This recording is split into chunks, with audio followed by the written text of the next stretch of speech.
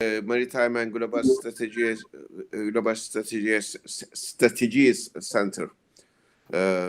So thank you very much to Bandırma University for inviting us, and also for being a partner in this conference, to Bandırma University for the preparation of this conference. We are very thankful, we are very grateful, and we are very honored for being in the team of Bandırma University for this conference preparation. So this is a special session. This is very important for also for globe and also for Turkey. So we are going to touch upon, and we are going to focus on in this session about the importance of the seas and oceans and the security of seas, maritime security, namely. So we have three very valuable researchers here. They are going to. They are the speakers of this session.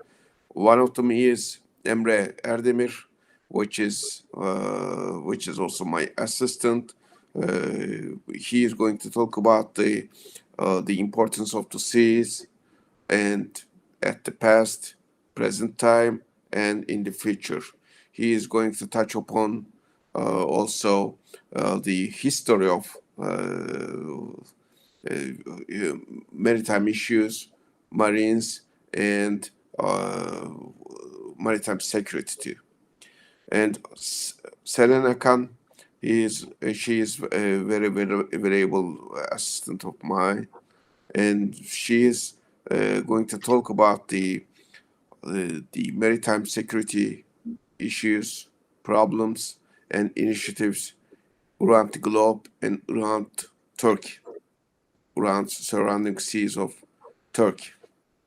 And Zeynep Ceyhan, she is going to talk about she is very young, she is very talented researcher, and she is going to talk about the Eastern Mediterranean issues, the actual situation over there, and what are the she is going to explain what are the alternatives for Turkish policy, maritime policy, and security policy issues.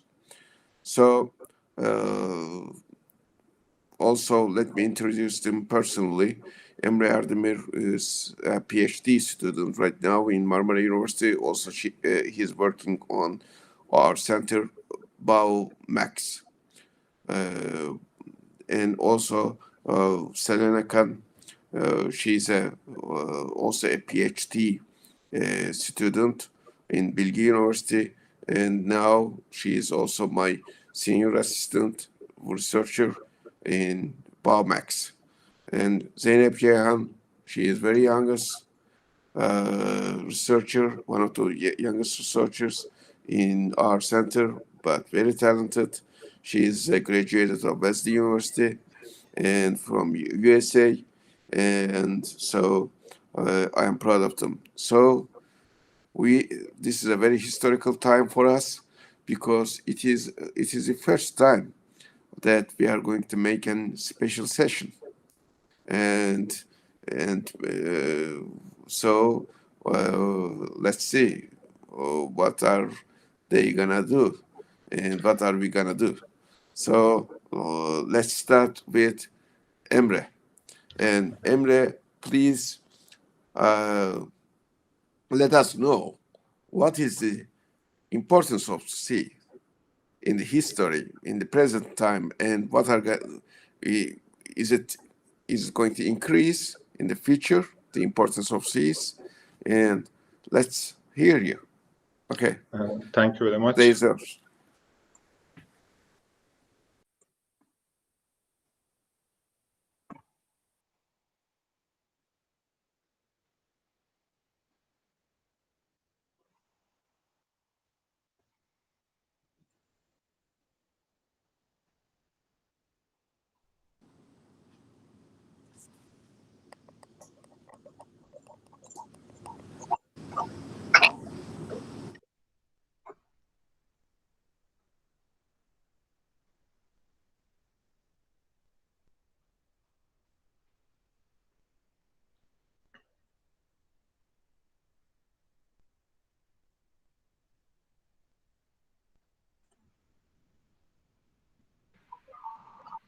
Is it visible?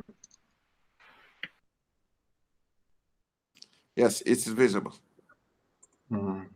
Thank you very much to all speakers. Especially, I would like to thank Mr. Cihat YAYCI in particular. It is great honor for me to attend the same session. My presentation's name is The Importance of the Seas. Introduce states that are aware of the increasing political and economic value of the sea. They have started the struggle to share the seas right after the end of the Second World War.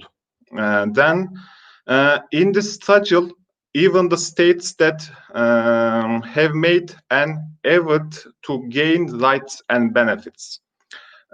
Each member of the Republic of Turkey have to understand the importance of the international maritime law concerning the rights and interests protection. Presentation plan you can see. Introduce research question of the study, the importance of the sea and maritime, how that will affect the future of Turkey. I think very important. The study focuses on two basic hypotheses. And the first hypothesis, if Turkey gives importance to the sea, it will be easier to progress in all areas. The other, if Turkey does not give importance to the seas, will remain in the background in the power struggle, realist perspective. Then seas and oceans cover 75% of the world, especially transport, energy, food, ecology. Then 18% of the world's capital are located, and 75% of the population live in areas close to the coast. In Turkey, more than 70% of Turkey's border are surrounded by sea. More than 15% of its population live in cities with a coastline. The seas in the world and Turkey. Then, first of all, transport. Maritime transport compared to maritime transport, rail transport is 3 times. Road transport 7 times, and air transport 22 times more expensive. Then transport 85% of the world's cargos, and 97% of petroleum and petroleum derivatives are transported by sea. I think very important. The total value of global shipping, $9 trillion, especially Turkey, 1%. Then, in the context, it is 15 Turkey. I'm sorry. Turkey is 15th. Our maritime trade fleet, especially Greece, is in the first place. There are 8-fold difference between Greece and Turkey.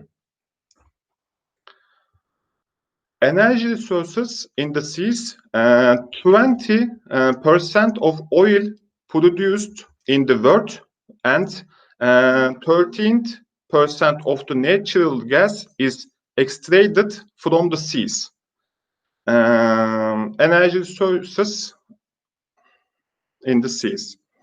Then food is very important, the seas.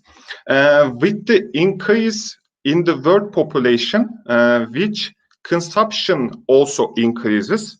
For example, average fish consumptions per capita in the world in 19 kilograms. It is 24 kilograms in the European Union. 30, it is 8 kilograms. Ecology, global warming and the resulting climate change cause the melting of the polar glacier. This situation leads to the emerge of the new trade routes due to the rise of the sea waters and oceans from their levels. Especially the Arctic region has become one of the most important areas of power and the sharing struggle between states. International relations especially.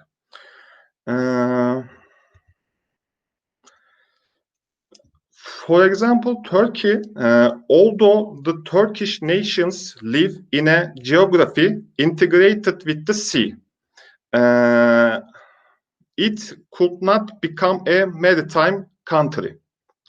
I think Turkey must protect its rights in the blue homeland. I think. Then, finally,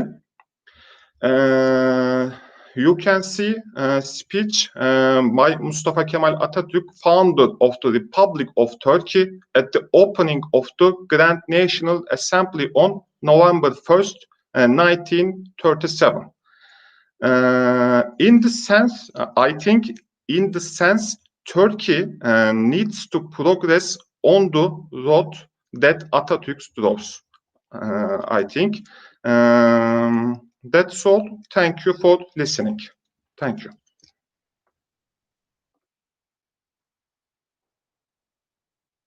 Okay, so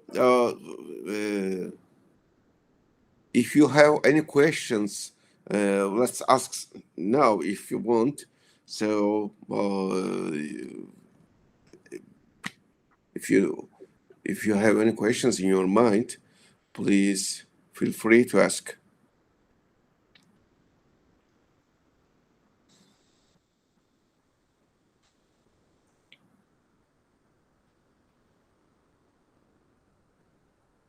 Okay, let me ask a question to you, Emre. What should we do to increase the level of benefit from seas, from maritime issues in Turkey? What is your opinion about that? What should be done solidly? What should be done? Yeah, maybe.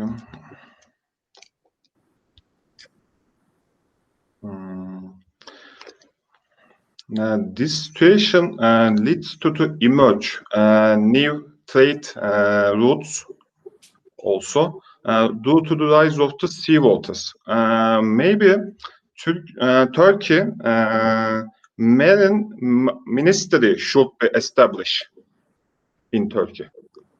With public diplomacy in Turkey, for example, YAYCI Treaty in recent years, it is necessary to this avoidance of the sea, I think. Okay. So first of all, we should begin with the education of the young people, education of the children. So we should deal with them, and we should increase the relations of the people to seas, to the maritime environment. So we should use, for example, transportation of people in the metropolitans, like in Istanbul, like in Izmir. So instead of using the road traffic, road transportation, instead of it, we should use more and more, and we should motivate them to use the maritime transportation vehicles. So it is very important. Also, we should I think the state and the municipalities should establish some marine parks, and also we should get the interests, and we should get the attention of the children to those marine life, and the also the awareness, maritime awareness should be increased via this. And also, yeah, organizationally, we should done, state should done in whole states, one-handed maritime policy. It is very important, because maritime policy requires and many different issues and policies. It is the cumulative policy of many policies, like security, agriculture, economy, the environmental issues, so forth. So that's why it is very important. It is very important. And also we should, I mean, not only the Turkish people, whole humanity should not spoil the maritime policy with their politic interests. It's very important. So that's why, we should be very careful. There are many efforts that we have witnessed, and that we are unfortunately gonna witness, that many states are going to exploiting the maritime policies for their enlargement issues, and for limiting the other states, the other people use of maritime area. So, okay, let's turn to Selena Khan. She is really good. She's really one of the. She's gonna be really one of the famous maritime policy makers of Turkey in near future. I am very pretty sure about that. So she's going to talk about the maritime security problems, maritime security issues, and also initiatives in the world, also in the surrounding seas of Turkey.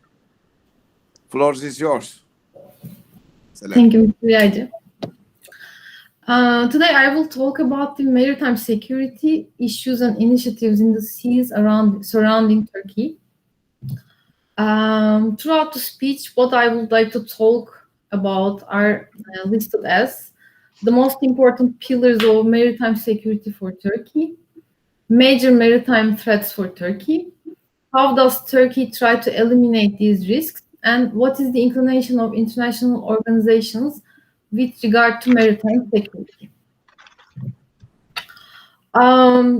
Indeed, there is a lot of pillars for maritime security for Turkey, but I chose three most important ones from my perspective, the most important ones. I will touch upon the national interests, human and environmental security, and providing safety for its international transportation. If we have a look at the experienced threats for the pillars of maritime security for Turkey, we can divide them as just like the previous list. These are the threats I have listed, and in the coming slides, I will touch upon them. The threats against national interests, this is a very long-lasting issue with Greece and Turkey in the Aegean region, Island Sea region. We prefer to say Island Sea instead of Aegean because Island Sea is Turkish. We have a maritime dispute and militarization of the islands dispute. These are the most main threats against national interests of Turkey. We perceive them as the main threats. The picture on the left-hand side you see is, Greece has been militarizing the islands since the 60s. And the islands are very close to Turkey, and this is indeed a significant threat for Turkey. That's why we try to warn the world against this militarization to be able to demilitarize, because this is totally against the agreement of Lausanne Agreement, in which these islands were given to Greece with the criteria of being able to keep them demilitarized. But this is not indeed what Greece is doing. And on the right-hand side, the other picture you see, this is another threat being posed from Greece to Turkey: instability and challenge against the maritime rights of Turkey in the Eastern Mediterranean. You see in the picture, Turkey has the longest coast in the Mediterranean, which is 2,280 kilometers. And when we have a look at the Greece coast, in the Eastern Mediterranean, the length of the islands is 167. Can you compare them? 2,280 when compared to 167. And this is the amount of sea areas given to Turkey in the minds of Greece and EU. It's very interesting. And how it has been shaped is shaped in accordance to the Sevilla map, which has been drawn by the Sevilla University with the direction of EU. And this is what Turkey has been fighting against, not to let them spoil its maritime rights. This is the national. These two I wanted to include in the national interest threats for Turkey. Now let's come to the Turkey side and what Turkey is doing towards the threats in the Eastern Mediterranean. Turkey has been applying a very successful gunboat diplomacy for a certain period of time, and we can say that it is indeed very successful, and we keep our seismic searches on the region, and we continue our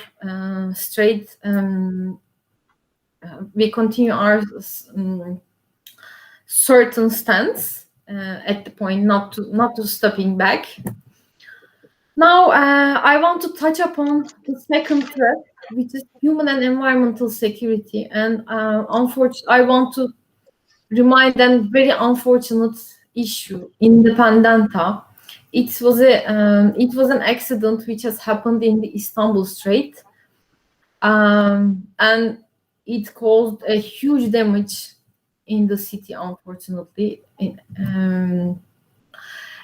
the Pendanta accident, before that, we can say that there was a huge difference we have lived after this accident, because before this accident, Turkey was trying to make the international states to accept to be able to enforce the usage of maritime pilot for the risky ships, but they were rejecting based on the Montreux Convention.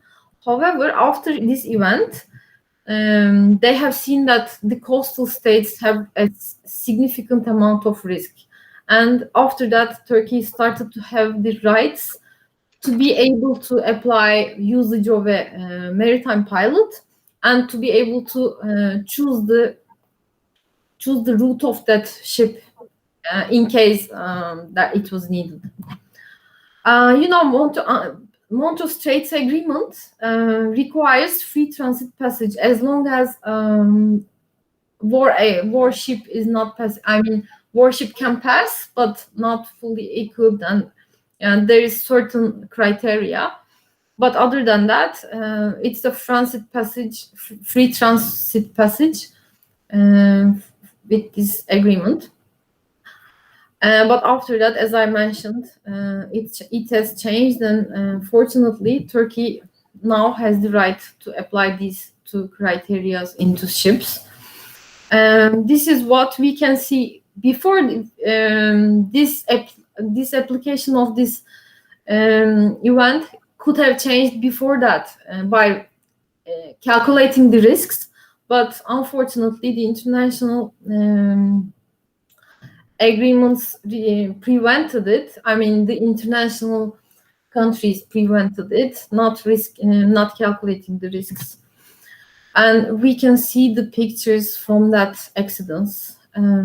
It took weeks, and the fire continued for weeks, and the environment around the fire has been damaged in a huge amount of damage. In the sea, in the air, there has been huge pollution in the air, unfortunately. Now, as the last point of the threat, which is threat against international transportation, I would like to focus on this one a little bit more when compared to the other ones.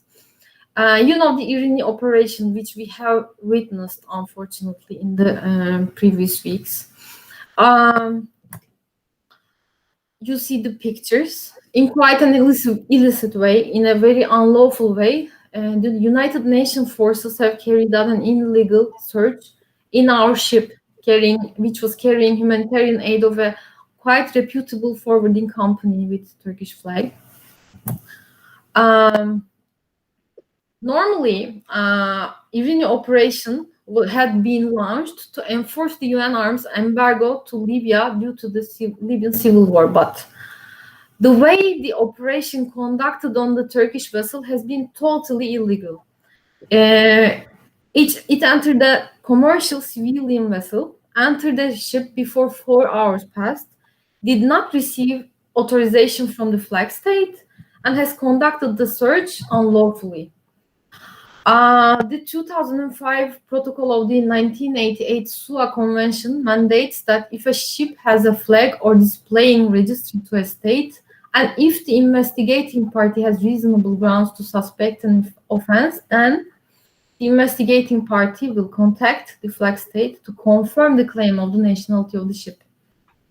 If the nationality is confirmed, then investigating party shall ask for the authorization from the flag state to board, take appropriate measures to investigate the grounds of suspicion, which actually has not been applied in this case.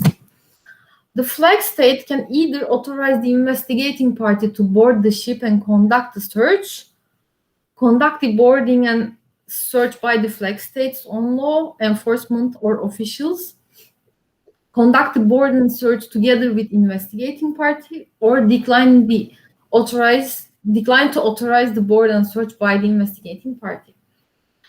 The investigating party shall not board the ship without the authorization of the flag state, boarding the Turkish vessel without confirming the nationality of the vessel with Turkey, receiving authorization from Turkey, conducting illegal search over 12 hours it's totally illegal. Now, after Irini, I want to mention the operations that have been that Turkey have been currently participating. Turkish Maritime Task Group, Combined Task Force 151, Standing NATO Groups, Operation Black Sea Harmony, Operation Mediterranean Shield, Operation Sea Guardian, UNIFIL Task Force, International Security Aid Force Operation Afghanistan. What I claim in this speech is that although the operational coordination initiatives of international organization carry the aim of eliminating maritime threats via maritime projects, they indeed pose another risk to disrupt the regional ownership as well as violating the sovereignty of the region states.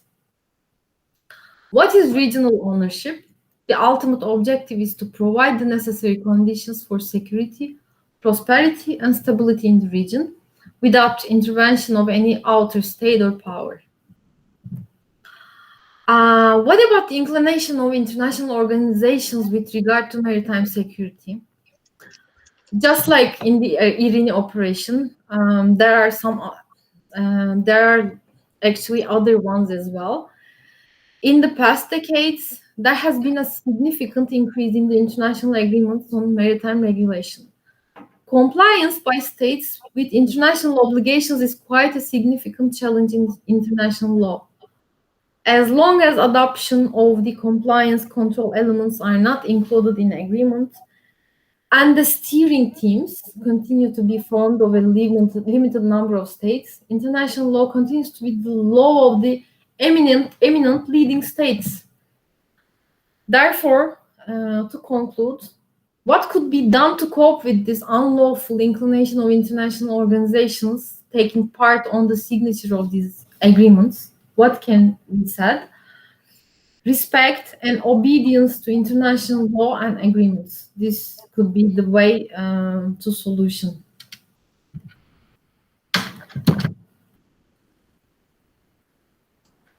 Okay, so thank you very much for your presentation.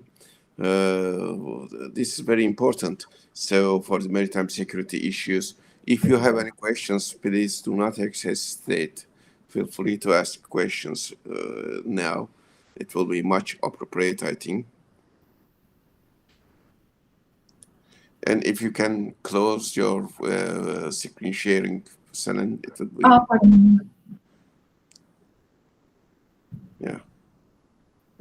Sorry. So let me add something to you then. First of all, the demilitarization of islands is an issue, is a condition for the delivering the sovereignty of islands. So it's a condition. So Yeah. this is very important. If you devastate the condition, then you cannot talk about the the sovereignty of that islands. So it is a must condition for the sovereignty of islands. So if you delete the that condition, then it means that deletion of the also sovereignty. So sovereignty of islands will be very discussable at that time. So it is very important. And on the other hand, the demilitarization is much more tight than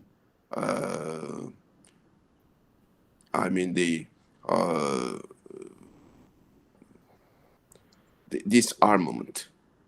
So this armament is the lower level of demilitarization.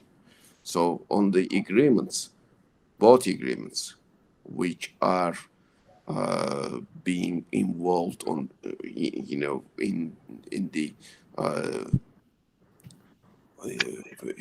in it.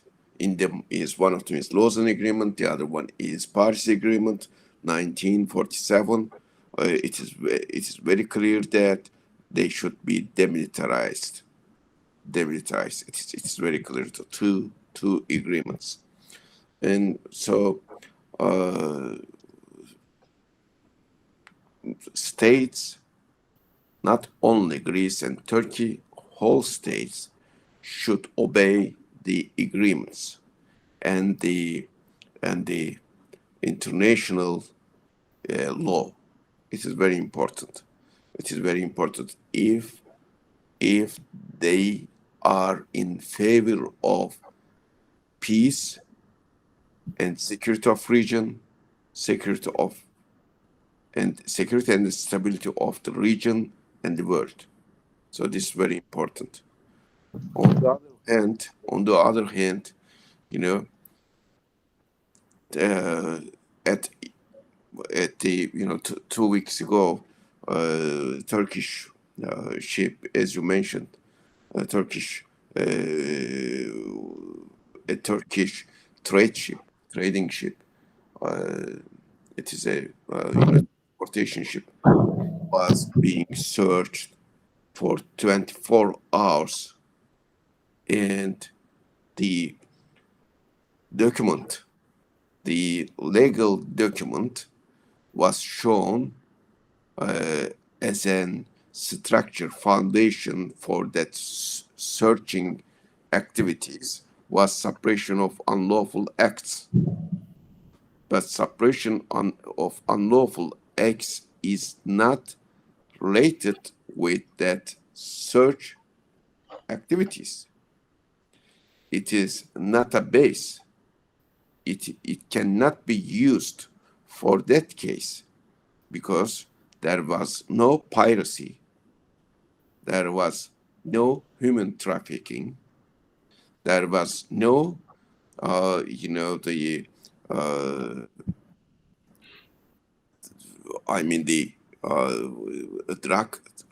drug issues, okay, drug trafficking, so forth, and there is no evidence for it that was presented to flag state, which is Turkey in this case. So totally unlawful acts by using suppression of unlawful acts agreement. Okay, this is a irony of IRIN operation. So it is really important, and I think we should use the irony of IRIN operation in many stances. Okay, so on the other hand, the Montreux Convention, it is very important for Turkey, but it is much more important for the world and for the region. It is a favor which is made by Turkey to other states for using our straits, Turkish straits, which is Istanbul Strait and Çanakkale Strait. Even though same state, it is very inappropriate, contradicting with the United Nations resolutions, the naming of the places is the right of the sovereign states. It is a sovereign right. They are trying to call it as Bosphorus and Dardanelles, which are clearly Istanbul and Çanakkale Strait. This is another political issue. So maritime agreements are being used, as we said in advance, for spoiling the maritime security, peace, and stability. Okay, they are exploiting the really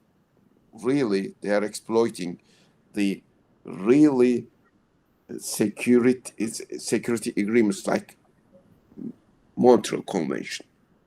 Okay, so on the other hand, unfortunately, using pilots in straits are not mandatory. So after the independent accident, it was a huge danger for Istanbul. Istanbul is such a, such a city, a metropolitan, which is much populated, more than Greece in daily time, around 20 million. Okay, that ship, okay, was in fire for a month, almost for a month. Okay, so it was a huge disaster. So God saved Istanbul and Turkish people. It was mandatory to make some regulations to prevent such kind of, huge disasters. This was not a natural disaster. This was a man-made disaster. So it could be prevented if it were regulated in advance from that accident. Now the preventive cautions are sufficient or not? What do you think, Selen, about that?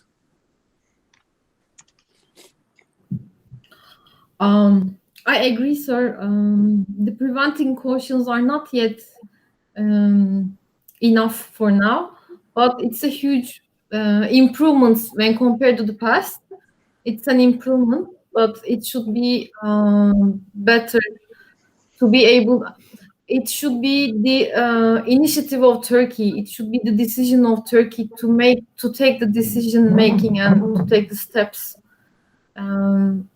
It should be mandatory. I agree, and I remember that before this Independenta case, there was another case which made this issue open to discussion. In England, a French and a Libyan ship, I think they crashed, and after that, it was the first time when the coastal state rights was questioned. They started to question that. After that, Independenta happened, and it opened the way for discussion again. But I totally agree. It should be mandatory for the protection of this city. It's a huge city. Yeah, it can be leading to a huge disaster if it happens again. Yeah. Also, we are just applying right now the traffic regulation, but I think to use the pilot should be using of pilots should be mandatory. It should be a must, and so it is very important.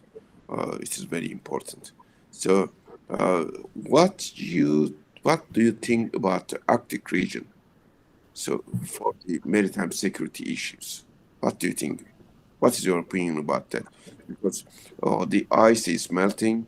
So, what should be? What is your opinion about that? Arctic region is claimed to be the next Middle East. People say there's a significant amount of sources in there, and the countries are trying to get share. Yeah, to be involved in the region, to get players in there. And unfortunately, Turkey is not very active in that challenge. And when the Arctic region is, the ices are melting, new routes are opening, and the roads for China the roads going to China, it's getting shorter, and it's really changing the dynamics of the world. The sources, the routes, transportation, everything is changing with the coming Arctic era of Turkey. And another thing came to my mind, Professor YAYCI. We were talking about Arctic Sea was called e-ICEESS' Sea in the past. Yeah, it was a proto-Turks. Yeah, proto-Turks. Yeah. So I think we should think about the Svalbard agreement, which is very important. So that's why, for involving in it, it should be considered by the statesmen. So it is policymakers, especially should think about that, because there are many aspects of it. One of them is environmental aspects, which is very important for whole globe, and the other one is the national aspects and the national interests for using the sources of Arctic region. And Arctic region is some kind of no one's land right now. Antarctic, it means Antarctic. Antarctic's not like that. It was owned by states, but the Arctic region is very different, and also the melting of the glaciers, ice glaciers, is very presenting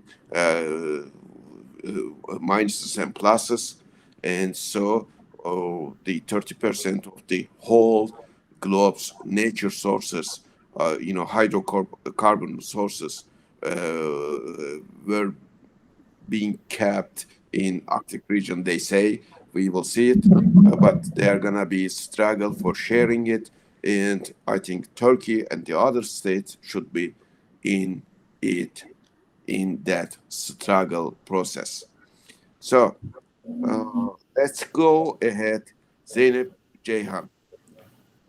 She is my youngest, and as I told you before, talented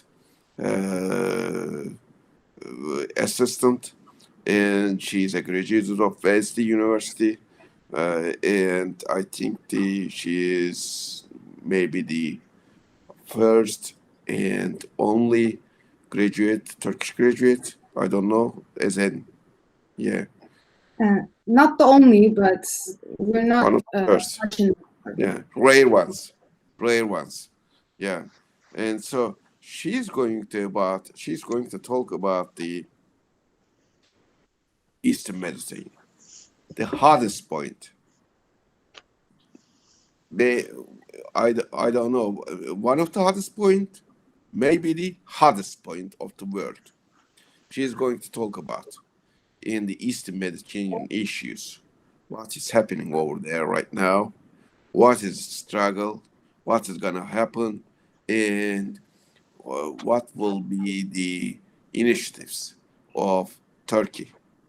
And now we will see what is going to what's going on over there. Well, let's hear you, Zeynep. Okay, I will try to share my screen. 1 second.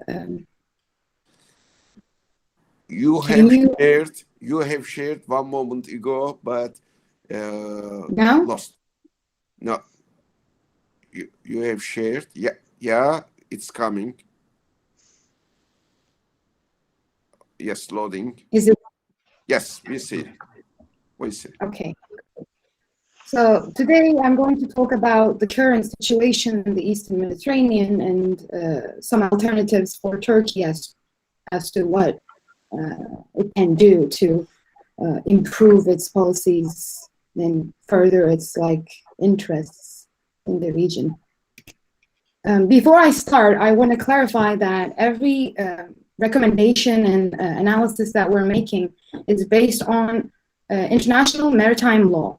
And as basis, we're using UNCLOS, so United Nations Convention on the Law of the Sea, which was ratified in 1982, as well as International Court of Justice's past jurisprudence and opinion juris and the verdicts of International Court of Arbitration, and so on and so forth. And as our Professor Cihat YAYCI has spoke in his keynote speech, one can see that there are a lot of maritime disputes coming with the global struggle to share the areas and thus the resources within them. Usually the terminology, it was very different at the start of the century. This is because of the technological state of the world. They were determining territorial seas by the technology of cannonballs, which could fire only up to 3 miles. And obviously this increased as time went on to 6 miles and 12 miles. And obviously now we have missiles which can go to hundreds of kilometers away from the coast. And it is evolving. There used to be territorial waters, then there were adjacent waters. Then they created fishery zones to benefit from the fish. And then it evolved into something grander called the continental shelf. But today we're going to focus mainly on the most outdated version, which we call the exclusive economic zone, which grants to a country the sovereign rights to benefit from the living and non-living resources. For example, the wind power above the ocean surface, the fish in it, the current energy that you can generate from the currents within it, and obviously the hydrocarbon resources that are underneath the seabed. And specifically, we're going to talk about the Eastern Mediterranean. And, you know, our professor in his keynote speech mentioned about the strategic importance of the Eastern Mediterranean. I would like to remind once again certain details about that. Eastern Mediterranean is strategically important because it has a very direct access to North Africa through the Suez Canal, via the Red Sea into the Indian Ocean, therefore the Asia Pacific. It also has a lot of coastal countries from the Middle East, like Lebanon, Syria, Israel, and therefore, you know, Middle East and the Mesopotamia. And obviously, through the Istanbul Strait and Çanakkale Strait, it is very close to the Black Sea and therefore has a significance for NATO.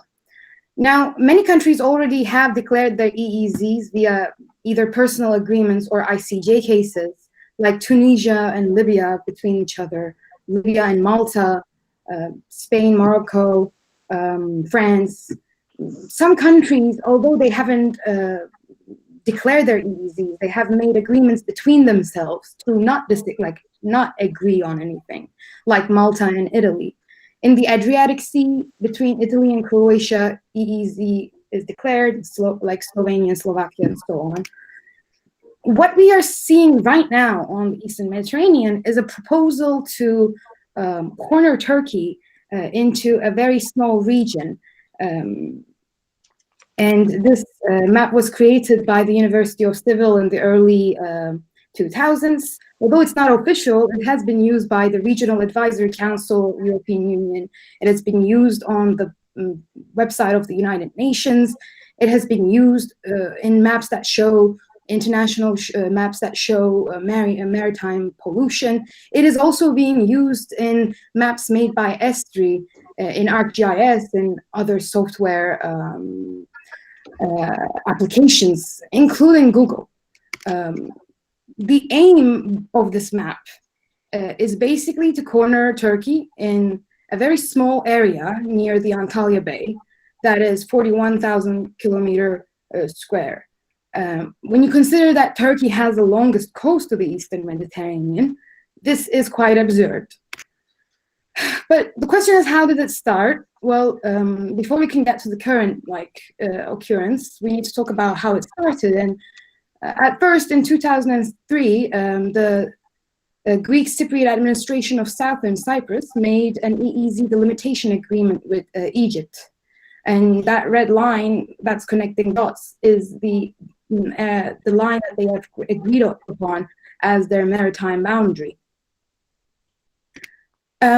Subsequently, the next year, on April 2nd, 2004, GCA declared its EEZ on behalf of all of the Turkish Cypriots, on behalf of Turkish Republic of Northern Cyprus, and it did that in its own parliament. And if you know anything about the Cyprus issue or the conflict, you know that they're basically two different entities. And therefore, by signing the limitation agreement with Egypt and subsequently declaring an EEZ, GCA disregarded not only the rights of Turkey, but also the Turkish Republic of Northern Cyprus. And you can see that the area that it's claiming is quite grand, and from an international maritime law perspective, it violates the principles derived from history of application of maritime law. Principles such as proportionality, non-encroachment of states, land's domination of the sea, and principle of equality have all been violated. Later on, though, GCA continued to make delimitation agreements with Lebanon, and it licensed parcels south of the island of Cyprus for gas and petroleum extraction and research. And in 2010, GCA made a maritime boundary delimitation agreement with Israel, which can be seen on the red line right there. Obviously, the areas that it claims to is in dispute with the Turkish continental shelf and EEZ claims, and its actions are illegal. Therefore, because when you look at international law, and in UNCLOS, including UNCLOS, it states that if you're going to delimit, then you need to delimit in agreement with all the coastal states, which means you need to really actually invite every country for the discussions as to how you're going to delimit an area which is shared by different countries. What did Turkey do to disrupt this absurd, ridiculous claim?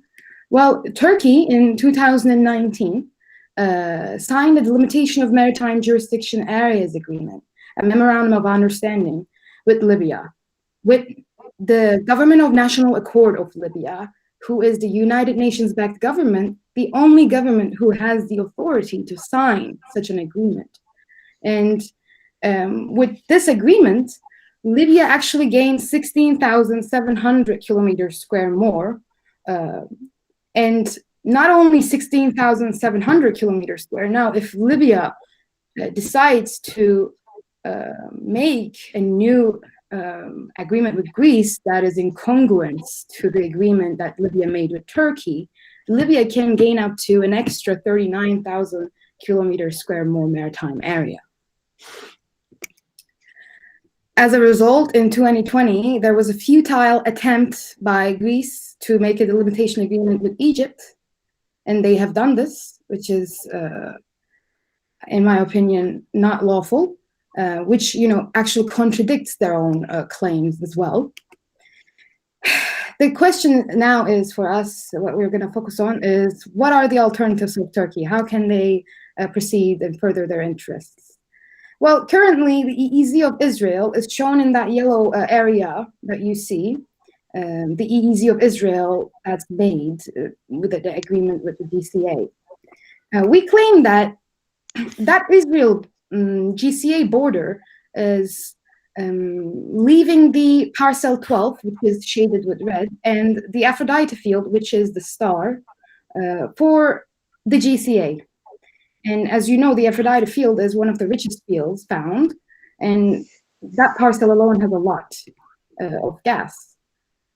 We claim that by signing such a delimitation agreement with the GCA, Israel didn't just lose the Aphrodite field, but it lost an entire 4,600 kilometers square of maritime area.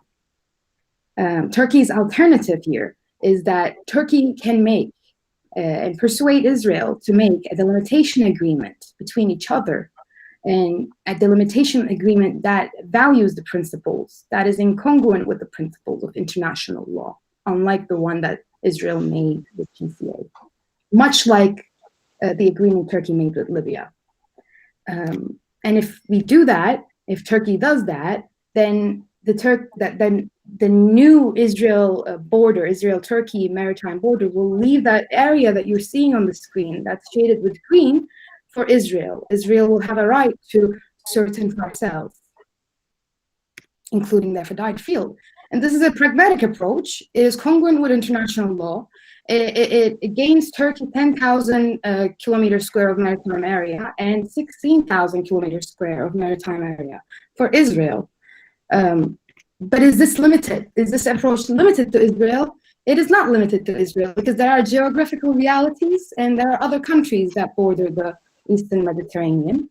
As you can see, Egypt has lost about 21,000 kilometers square of maritime area with its lawless deal, the limitation agreement with the GCA. Likewise, Lebanon lost around 4,000 kilometers of maritime area with GCA.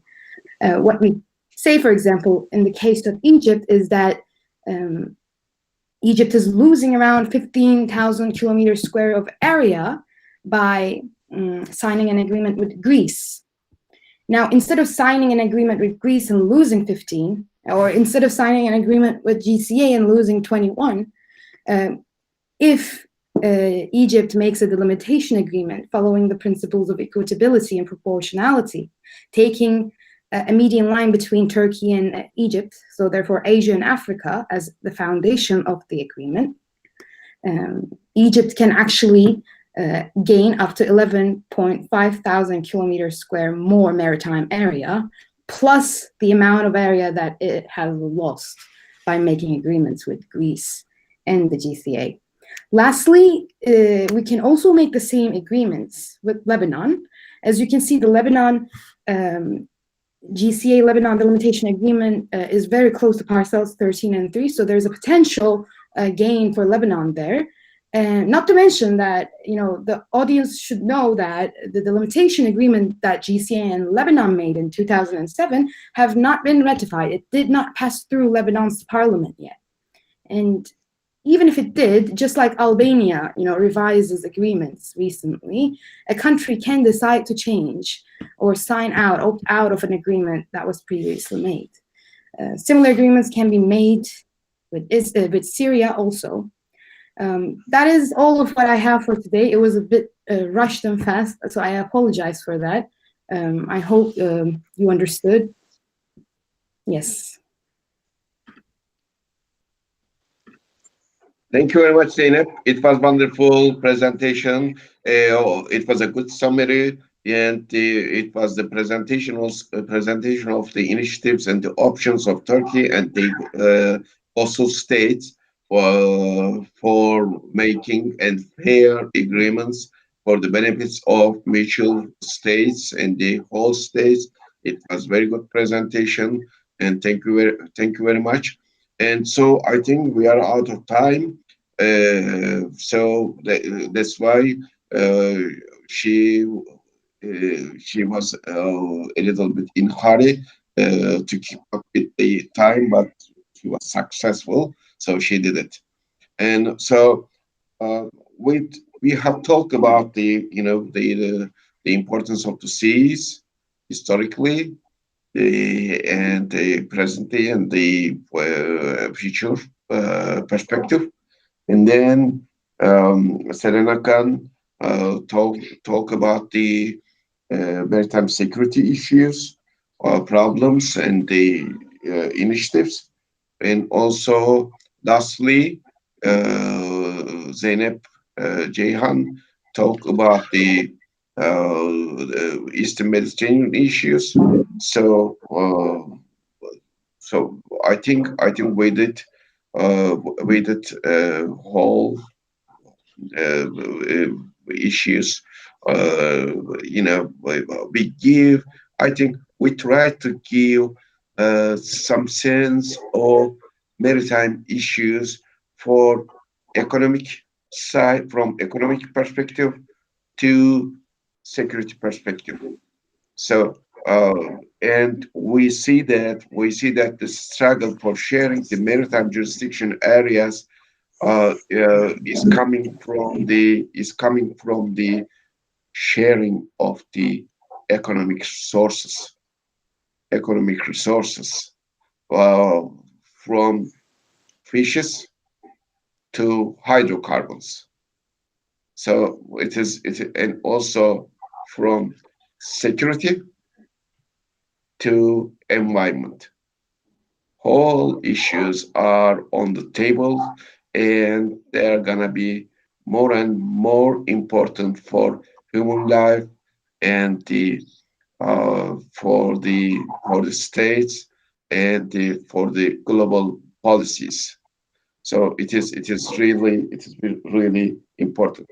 So if you have any questions, please do not mind. You can ask to our speakers.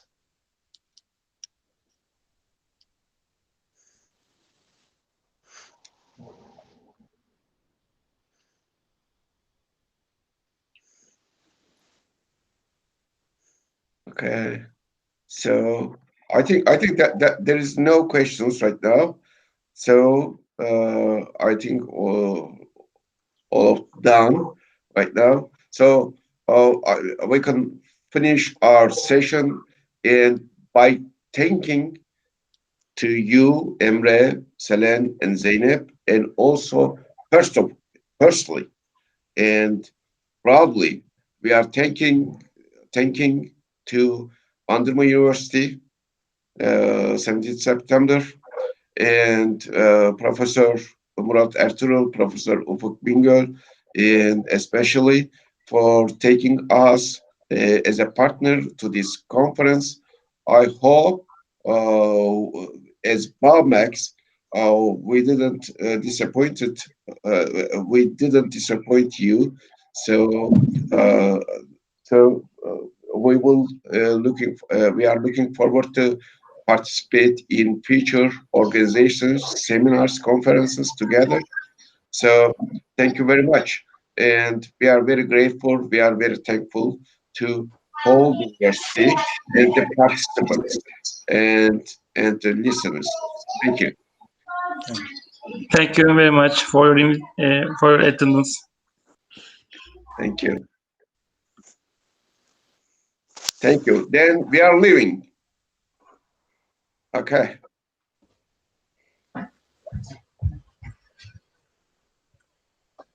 Fotoğraflar